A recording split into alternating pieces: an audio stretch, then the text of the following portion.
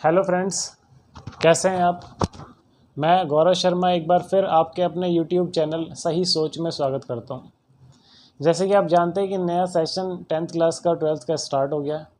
बच्चों ने पढ़ाई स्टार्ट कर दी है, तो अब उन्हें प्रॉपर कंटेंट मिलना चाहिए जहां पर बच्चे प्रॉपरली पढ़ सकें। और साइंस और मैथ को 10th क्लास के बच्चे कुछ ज़्यादा ही हार्ड मानते हैं, लेकिन आज हम अपना पहला चैप्टर स्टार्ट करेंगे। चैप्टर नंबर फिजिक्स से स्टार्ट करेंगे। चैप्टर फर्स्ट इलेक्ट्रिसिटी, ठीक है। चैप्टर फर्स्ट इलेक्ट्रिसिटी स्टार्ट करेंगे और एक एक नोट्स आपको वहीं से, जो मैं आपको नोट्स दूंगा वहीं से सारे क्वेश्चन आएंगे। ये मैं आपको पेपर पूरा मैच कराऊंगा, ठीक है। चलो, तो आज स्टार्ट करते हैं chapter number first electricity.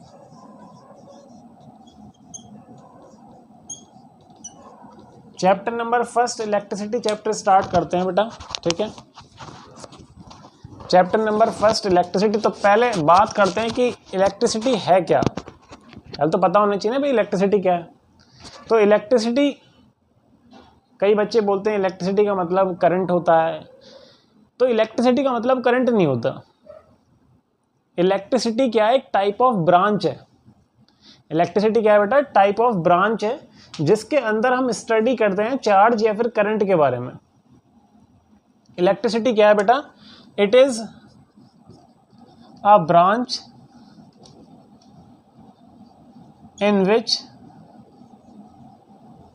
We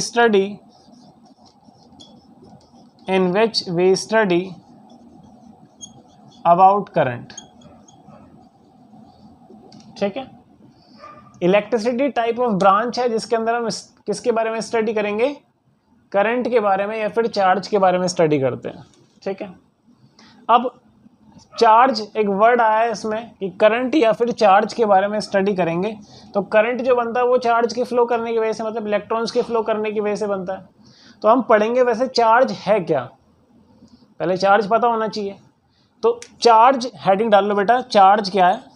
इसे समझाने के लिए मैं एक एग्जाम्पल लूँगा। इसे समझाने के लिए बेटा मैं क्या लूँगा? एक एग्जाम्पल लूँगा। एग्जाम्पल देखना बेटा, मैंने क्या करा, दो बॉडी मान ली, एक बॉडी ए है और एक बॉडी बी है, ठीक है बेटा। इन दोनों के बीच में सेपरेशन मान लिया कि इन दोनों के बीच में जो डिस्टेंस है, जो सेपरेशन है वो आर है, स्मॉल आर मान लिया। आपको पता है कि दो ही चार्ज होते हैं, एक चार्ज होता है पॉजिटिव और एक होता है नेगेटिव।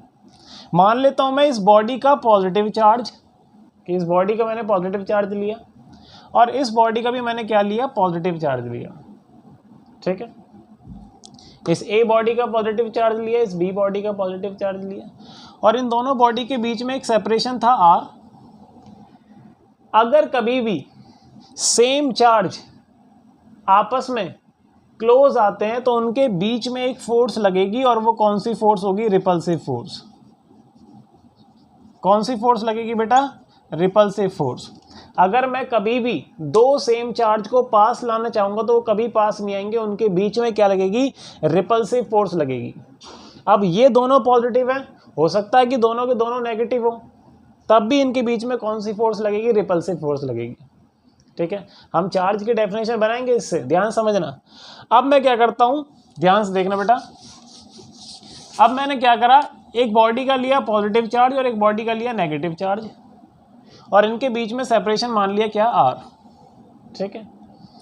अब एक पॉजिटिव और एक नेगेटिव है, इसका मतलब क्या? दोनों अपोजिट चार्ज है।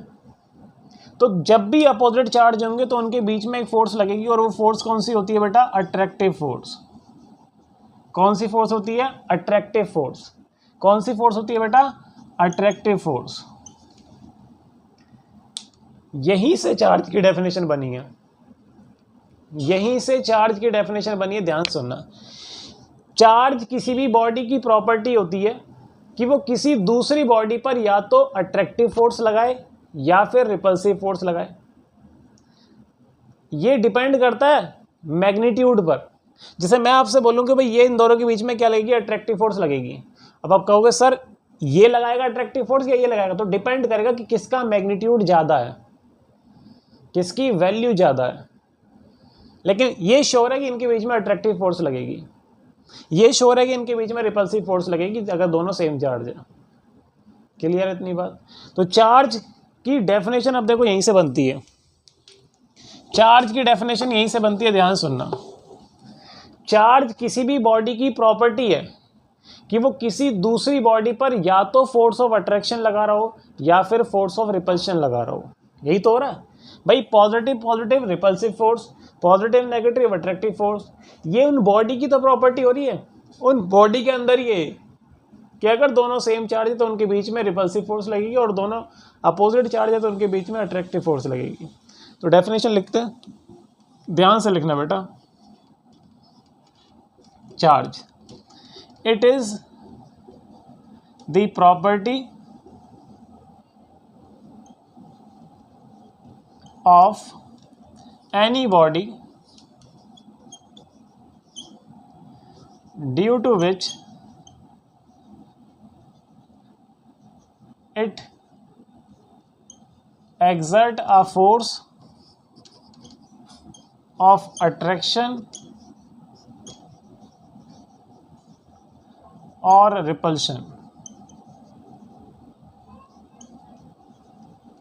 ठीक है, चार्ज किसी भी बॉडी की प्रॉपर्टी होती है, it is the property of any body, जिसकी वजह से वो किसी बॉडी पर या तो फोर्स ऑफ अट्रैक्शन लगाएगा या फिर फोर्स ऑफ रिपल्शन लगाएगा।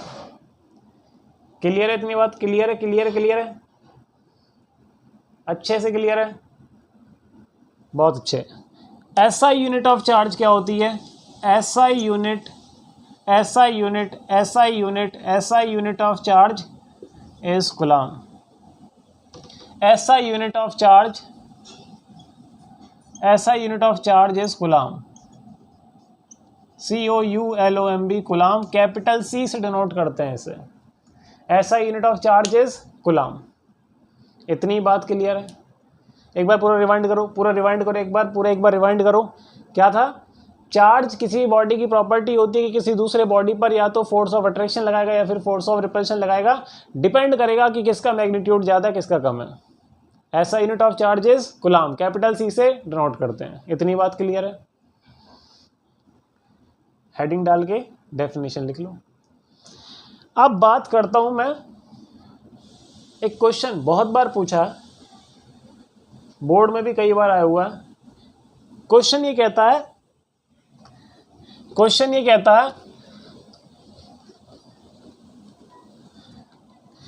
क्वेश्चन ध्यान सुनना बेटा। क्वेश्चन ये कहता है, how many electrons are there in 1 coulomb of charge. एक कूलम्ब चार्ज में कितने इलेक्ट्रॉन्स होते हैं?